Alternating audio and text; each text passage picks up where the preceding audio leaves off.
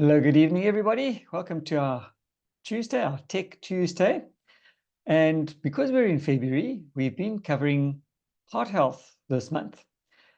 So I'm just going to share my screen, recap a little bit about where we've come from. We've covered a few of the basics so far. So I'm going to just kick us back into where we are. So just got to get rid of a few of these other funny things over here. And get me out of the way. Here we go. So we are looking at how we can love your heart and what steps that you can take to reduce your heart risks. Obviously, nothing is risk-free. Life is a risk. Life is fatal, in fact.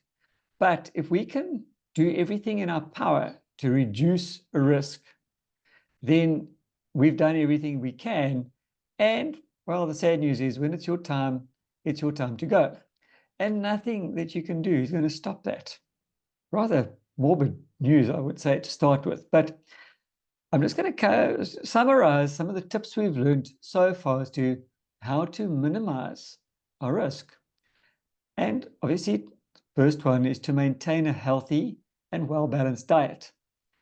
Pretty much easily understood, not always easily done. And then we need to be active. Again, easy to say, not always easy to do. Quit smoking. As I often say, I don't smoke unless I'm on fire, and then generally I smoke, but until then, no. Charlie always likes to say, when he quit smoking, he wasn't the smoker. He was just the sucker. The cigarette did the smoking. So quit being a sucker. Have your blood pressure checked regularly. And I suggested that either you buy your own BP machine, they're readily available at pretty much any pharmacy. You can even get it online, whatever online shop there is. They comparatively cheap. And dependent on your medical aid, if you have one of those, they might even cover the cost of one for you. But it might not be 100% accurate, but if you get a rough idea of just what your blood pressure is doing, you know if you need to go and see somebody or not. And then you need to monitor your cholesterol.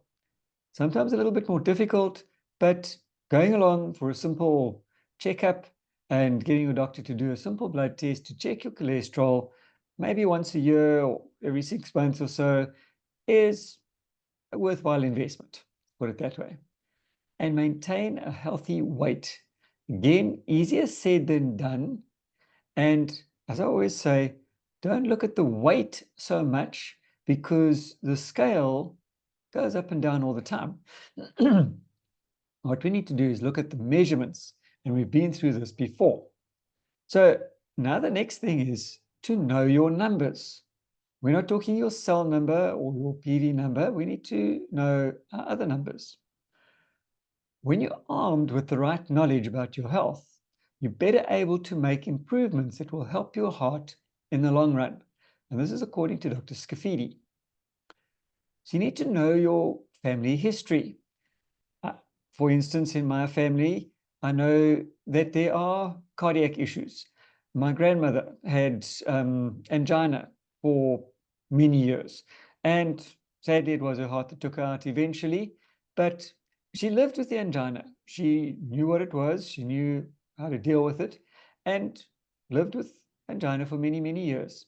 My mother had, I think it was genetic cholesterol. I know she had elevated cholesterol levels, and I know I'm very naughty. I don't check my cholesterol levels. I can't remember the last time I actually had it checked. Maybe one day I will, but I know that there has been a cholesterol issue in the family.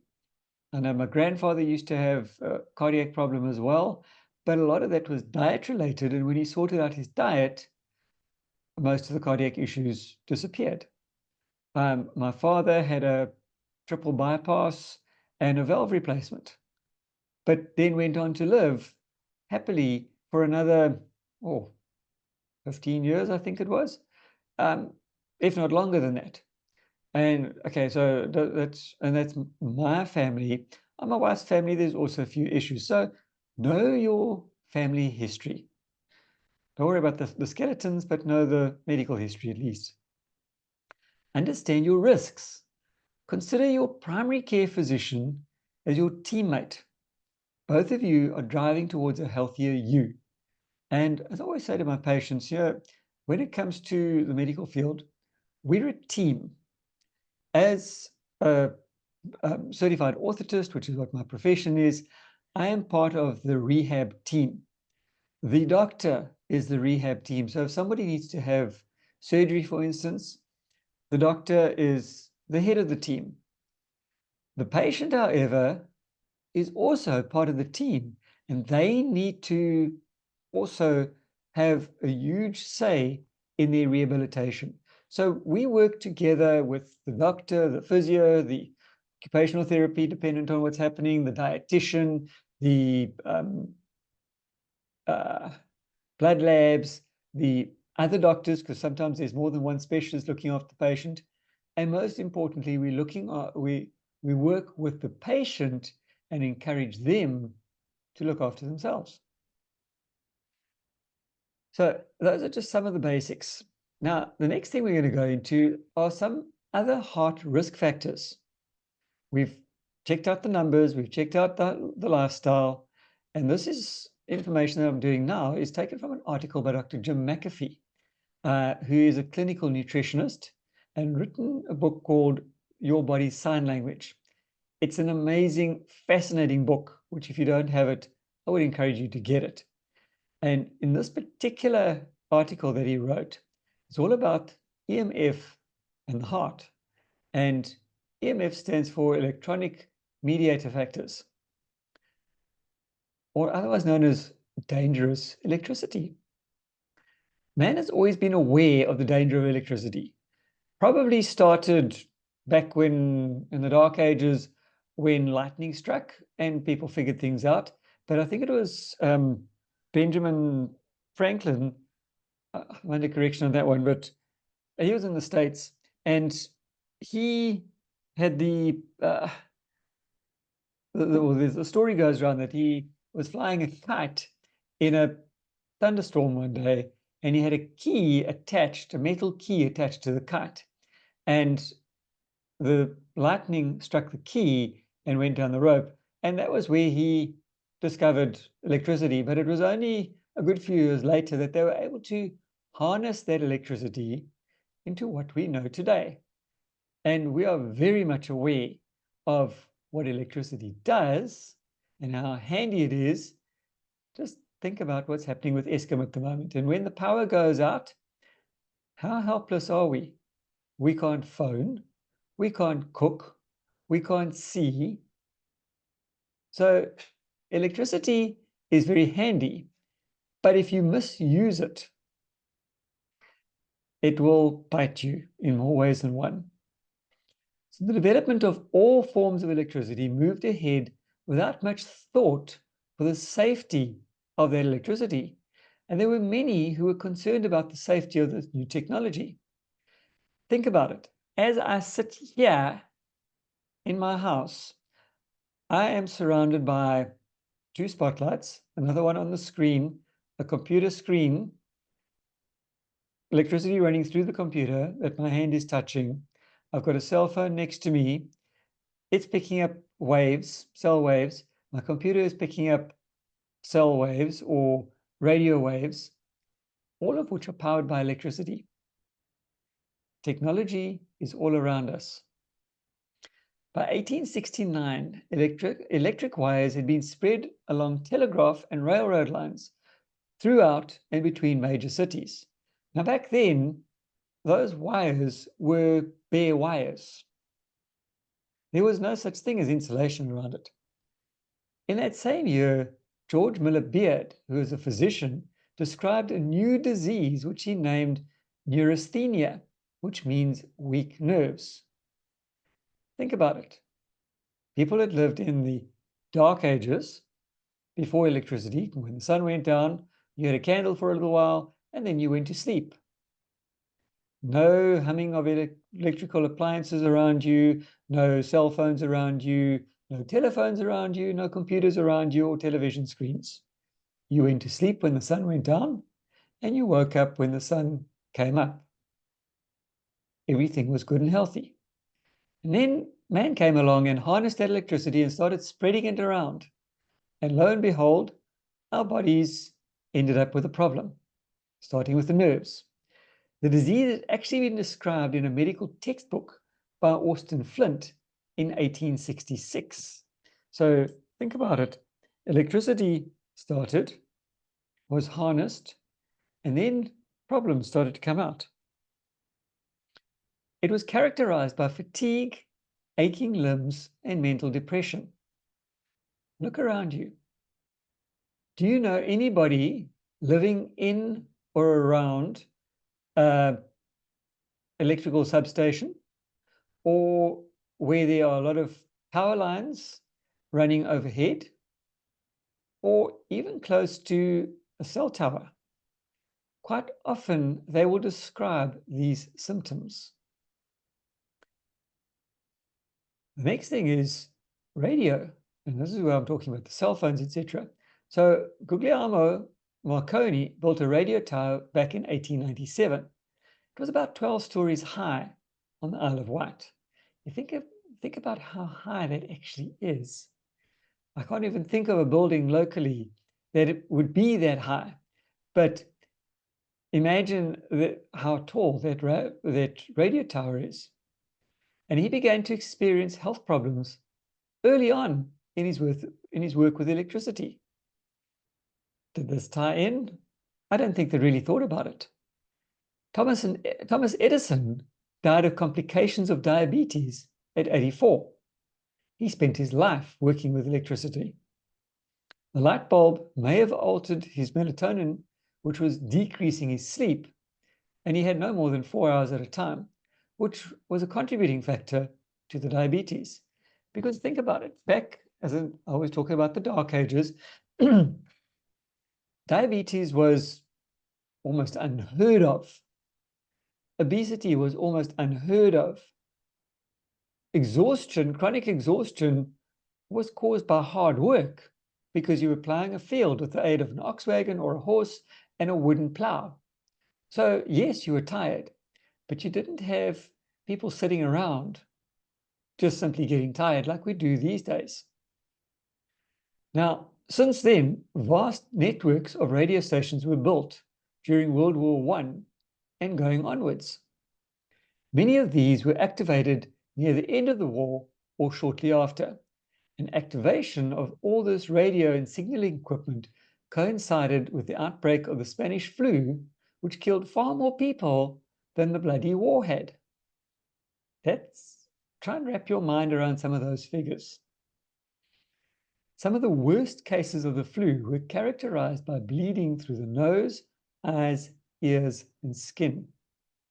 This could have been due to scurvy or the effects of electricity, which tends to prolong bleeding time. Now remember, back then, they didn't have the insulators that they do these days. If you've ever looked at a substation or a power line these days, there's a huge number of insulators. So people have learned how dangerous electricity can be. And we're not talking about joining two live wires together and you are the conductor in between. Well, we all know what happens there. Or if you are the poor guy between a bolt of lightning and the ground and you're not wearing rubber shoes, things get messy. So this is where researchers kicked in. Magda Havas has been researching electromagnetic fields for decades. In one study, she demonstrated heart variability that was provoked by proximity to a 2.4 gigahertz cordless phone. Imagine a simple cell phone like this that is giving off radio waves, and most of these cell phones do. She concluded that our results demonstrate that pulsed microwave radiation affects the autonomic nervous system and may put some individuals with pre-existing heart conditions at risk when exposed to electromagnetic frequencies to which they are sensitive. Now, I can't remember seeing it recently, and they don't print little booklets anymore. But it used to be when you got a cell phone, there were warning labels all over it that said, do not use it if you have a pacemaker. They still warn you if you have a pacemaker or I think it's hearing aids to be aware and to be careful. But since they figured out all these things, you will notice that cell phones have become also a lot better insulated. But some of the older technology is still affected. So be aware. Elsewhere, Havas notes the symptoms of sensitivity.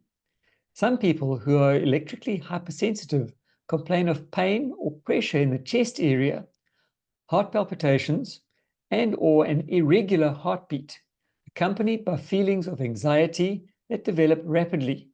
The symptoms resemble a heart attack and thus contribute to even more anxiety. So be aware of the symptoms, and if in doubt, get checked by a medical professional. A study by Azab and Associates in 2017 found that exposure to electromagnetic fields induces oxidative stress in the cardiovascular system. Is it any wonder that more and more people are suffering from cardiac problems these days? Have you looked around in a shopping center? Spot the person who isn't on a cell phone. And Charlie always gets, I wouldn't say stressed, but frustrated, I think, is probably the better term. I know he always revs me when he sees me at Bloemfontein and I'm carrying my cell phone in a pouch on my waist. And he always has words with me. He says, you shouldn't be carrying it there. He says, you should put it down. And I think part of the reason why he has an iPhone is so that it can be tracked. And he's told me a couple of stories about how his daughter has helped him to track his cell phone because he's put it down and forgotten where it was. And he wasn't in the country. But the fact is, when you are not using your cell phone, it should be on a table away from you, preferably in a different room, and especially at night. And I know this is where my downfall is. My cell phone lives on my bedside table less than a meter away from my head every night. It's charging there. And I need to, or at least I tell myself that I need to have my phone next to me and switched on because I can get call-outs literally at any time of the day or night. And a midnight or 2 o'clock in the morning call is not unheard of. Fortunately, it's not every night, but I need my cell phone near at hand so that I can hear it. But at the same time, I know it's also bad for me. So it's one of those win-lose situations, unfortunately. Now, the research has concluded that it can be concluded that exposure of human and experimental animals to EMFs have been a negative effect on the heart and blood vessels by causing a histopathological changes and disturbances in the functions of the organs of the cardiovascular system. A lot of big words over there, but basically, at night, a suggestion. If you do not need your cell phone near you, rather plug it in a different room and charge it in a different room. If you need it in the middle of the night, you're going to have to run to that room and find it. But for your own health, try and make sure that there are no appliances around you that are giving off electrical waves. Unfortunately, I don't think we can escape them altogether these days unless we're living in a Faraday cage, because cell signals are around us all the time, TV signals are around us all the time, microwave towers are giving off signals all the time, and that is your cell towers, just by the way. Radio waves, TV, all these things are giving off signals all the time, and they are blanketed around the earth. We just need to take the precautions accordingly. So in the study, lipid peroxidation and depletion of antioxidants like vitamin E was achieved with exposure to cell phone radiation for varying periods of time. Now, be aware that when they're doing these tests and experiments, they are doing abnormal exposure to your cell phone radiation. But if you are on your phone like this for an hour to 2 hours at a time, be careful. Watch your symptoms. And if you see any of these symptoms, get yourself checked, because it could be your cell phone that's causing a problem. What would be better maybe would be, and honestly, I don't know if it is any better. We see the Bluetooth earpieces. My daughter has one in her ear all the time, and we're on Bluetooth in a lot of cases. All these things are connected via Bluetooth, which is also a low-grade radio signal. So whether Bluetooth is less dangerous than having a cell phone right against your ear or not, I honestly can't tell you. If you watch Charlie, he doesn't hold his cell phone here. He holds it here and he talks on speakerphone because he tries to keep it as far away as possible. So just be aware of that. So the conclusions that he's come to. The evidence that electromagnetic fields may be contributing to cardiovascular problems, including atrial fibrillation, which is your heart palpitations, arrhythmia, which is a different sort of palpitation, and tachycardia, is pretty strong. All of these fancy words over here are simply descriptions of different heart rhythms that are not normal. Among the worst exposures to EMF are cell phones and cordless phones. Think of a telecom phone that's cordless and you're walking around with it. It's pushing out a radio signal. Some people are on those things all the time. Cell phone antennas. Okay, we don't see them quite so much anymore, but your cell towers, because your cell phone is reliant pretty much on a line of sight. You don't have a cell phone tower every 100 k's away. If you look around you, you will find that they are within probably about a 2-kilometer radius and what they call line of sight. Wi-Fi routers. I know in my house, this is exactly what I've got over here, because we've got fiber.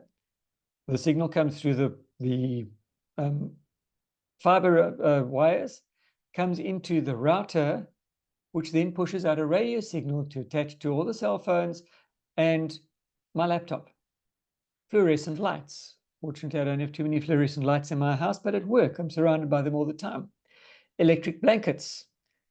Where I stay in KZN, we don't really need them that much, but I know in the colder parts of the country, people often have electric blankets, and it keeps them warm. The better option is to turn it on, warm your bed, and then get rid of it. Smart meters, which is your electric meters. We don't have too many of them just yet, but they are coming. They're giving off radio waves. And dirty electricity in the wiring of your home. So if your wiring is not correctly earthed, it's giving off signals, which is making you sick. If cell phones can interfere with mechanical pacemakers, and we've said that they do, it should not be surprising that they could interfere with our natural pacemaker in the heart. Because remember, when your heart beats, it is giving off an electrical signal. When we make what we call myoelectric prosthetics, looks very fancy because you've got this robotic hand that the fingers are moving. And that's nothing plugged directly into your brain, but it is got little sensors in the socket that's attached to the nerve endings in your stump. And when your brain says, open the hand, which it would normally do if we open our hand, it's giving off an electrical impulse.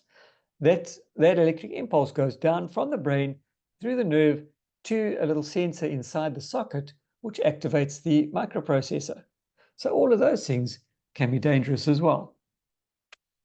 One research group concluded that although the electromagnetic interference interactions of cellular phones on pacemaker function were observed in relatively small numbers of our patients, we were of the opinion that pacemaker-dependent patients should avoid the use of cellular phones. So if you know somebody with a pacemaker, specifically an older model, warn them to be aware. We're going to get onto a couple of other things over here before my time runs out. If you go to a cardiologist, pretty much all of them, and I don't know the exact stats, but it's in excess of 80% of cardiologists will tell you to use vitamin E. And I think it's between 70 to 80% of cardiologists actually do use vitamin E themselves, but it's the forgotten vitamin. Early research on the vitamin E factor revealed that deficiency could lead to paralysis of baby rats, brain damage in chickens, and muscular dystrophy in guinea pigs and rabbits. Think about that. Are any of these diseases things that you've heard of before in humans? Damage from lack of vitamin E was relatively easy to prevent, but very difficult to reverse or repair. The vitamin functioned much more effectively as a preventative of diseases than as a treatment once deficiency symptoms appeared. Again, prevention is better than cure. So deficiency symptoms developed slowly, and by the time they appeared, irreversible damage had often already taken place. Damage to nerve tissue was particularly difficult to reverse, and I can tell you from a medical perspective, nerves do not like getting damaged, and they certainly do not like to heal quickly. They are extremely slow. I think they grow at a rate of in the region of about 1 millimeter per month. Again, I'm not too sure on the exact stats over there, but they heal very, very slowly. So vitamin E is a family. Vitamin E is generally thought of as alpha tocopherol because it is the only member of the family that has been synthesized, and it is the most abundant in the body of mammals. Alpha tocopherol is also the most effective in supporting the reproduction of rats, which was the only means of assessing vitamin E benefit in the beginning. The diet usually contains more of the other tocopherols and tocotrienols than the alpha tocopherol. So remember that in nature, you don't ever just get a single thing. So you're not just going to get an alpha tocopherol on its own in food. It is there together with the trace elements. The reason why the blood contains more alpha tocopherol than other members of the family is because the body has a tocopherol transfer protein which selects for natural alpha tocopherol and moves it into the bloodstream where it finds its way into the bad or LDL cholesterol and prevents it from oxidizing. Don't we love nature? The incorporation of vitamin E into cholesterol is of immense importance for the prevention of heart disease, since alpha tocopherol is very powerful in the prevention of oxidation of cholesterol. This is the beginning of the process of developing heart disease. Oxidized cholesterol has been shown to be 500 times more damaging to blood vessels than cholesterol that has not been oxidized.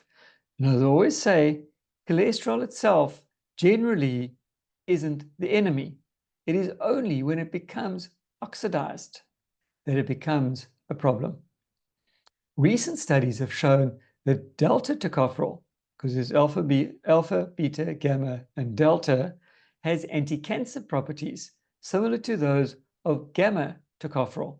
So remember, the four types, you get 4 tocopherols, which is your alpha, beta, gamma, and delta, and the 4 tocotrienols, which is alpha, beta, gamma, and delta. So be aware of those things. Our vitamin E is the only one that I'm aware of that actually has this chain of all 8. The lesson here is that we need the entire vitamin E family. As we've always said, don't just take an isolate, which is an alpha tocopherol. because that is not how it's found in nature. You need all 8 of them. Tocotrienols have their own unique benefits as well, which is why they work with the tocopherols to form a most viable and important factor.